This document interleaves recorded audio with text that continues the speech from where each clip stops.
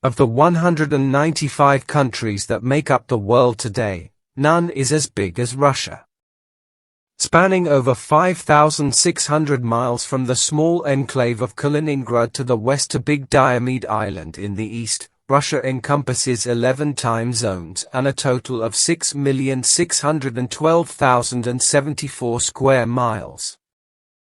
It is, in fact, so large that the second biggest nation on Earth, Canada, could fit within its borders over 1.7 times.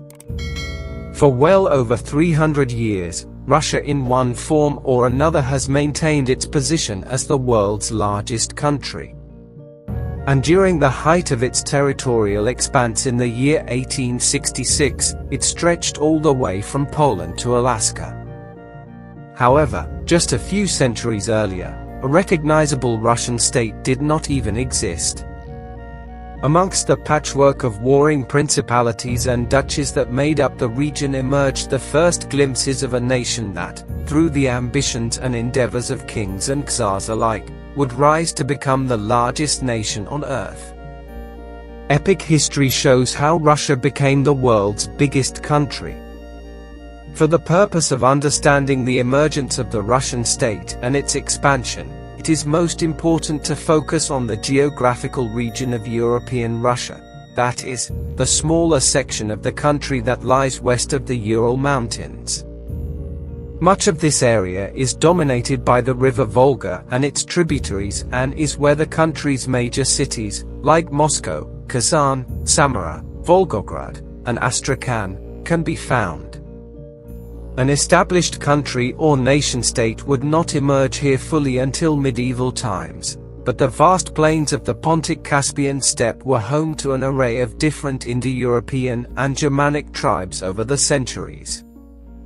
These included the Scythians in ancient Greek times, followed by tribes such as the Sarmatians, the Huns, and the Goths, who would go on to threaten and later destroy the Roman Empire in the 3rd and 5th centuries AD. This region began to emerge with some territorial cohesion and cultural similarity in the 9th and 10th centuries, owing to the expansion of the Norse out of Scandinavia. Although the Vikings are more commonly associated with their raids and conquests of Britain and Western Europe, they were much more active in Eastern Europe during this time. Having sailed across the Baltic Sea and down the great rivers of the Volga, Don, and Dnieper, they entered the Black and Caspian Seas and went on to launch raids against the Byzantine Empire and Arab caliphates. Over time, these transient Norsemen began to settle more permanently on the banks of the rivers they traversed, laying the foundations of cities like Kiev, Novgorod, and Staraya Ladoga, which they governed as small independent city-states.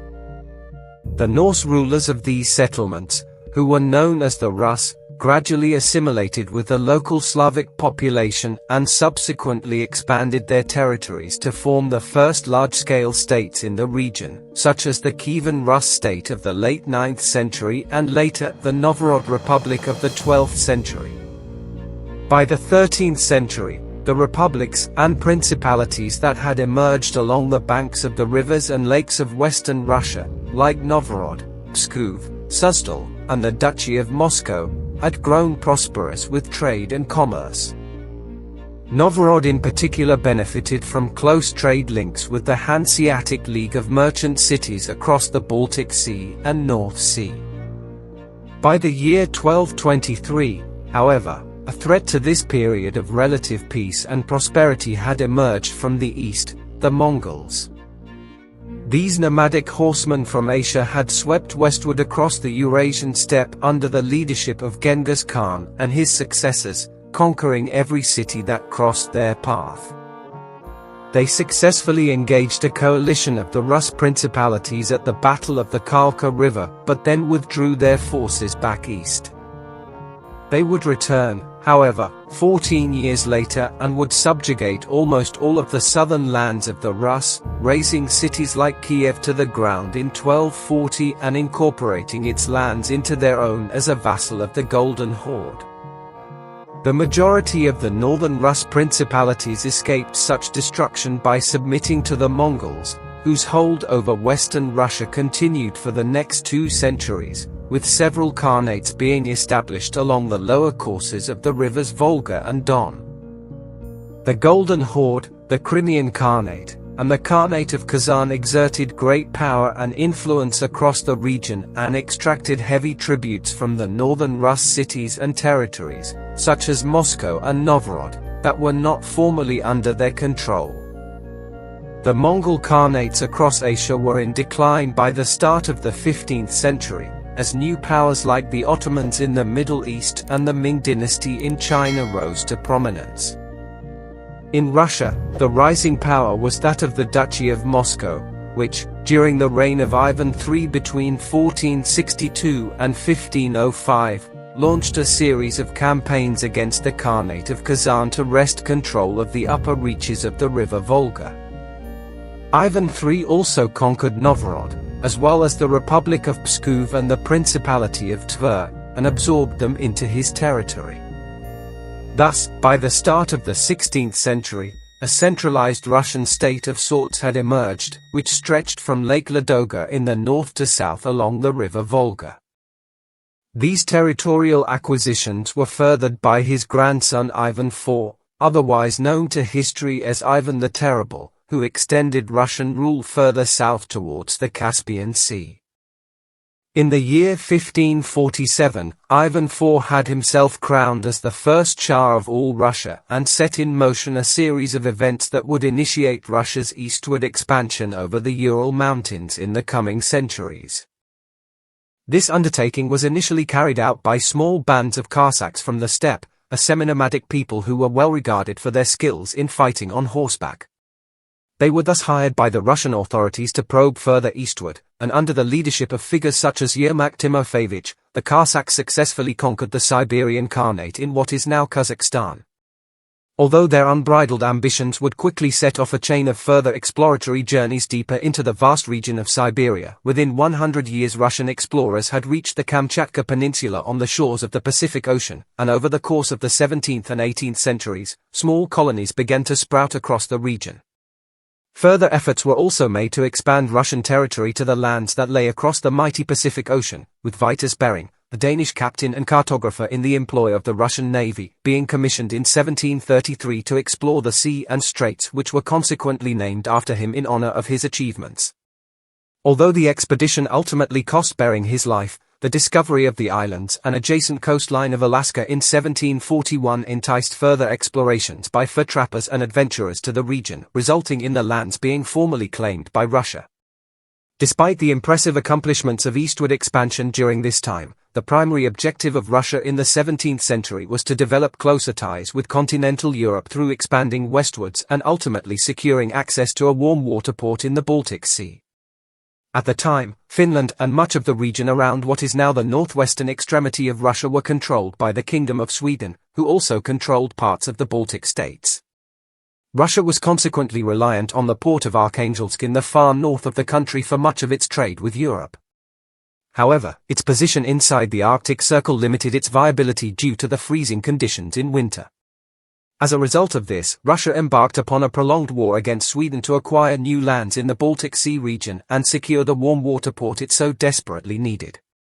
The Great Northern War, which was fought from 1700 to 1721, saw Tsar Peter the Great defeat the Swedes and in the process claim sovereignty over lands encompassed by the Gulf of Finland, as well as modern-day Estonia and Latvia.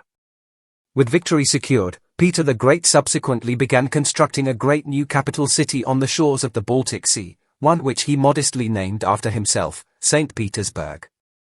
His reign was also highly significant in other ways, for he undertook a substantial tour of Western Europe earlier in his reign, from 1697 to 1698, to learn about the scientific and technological developments taking place there.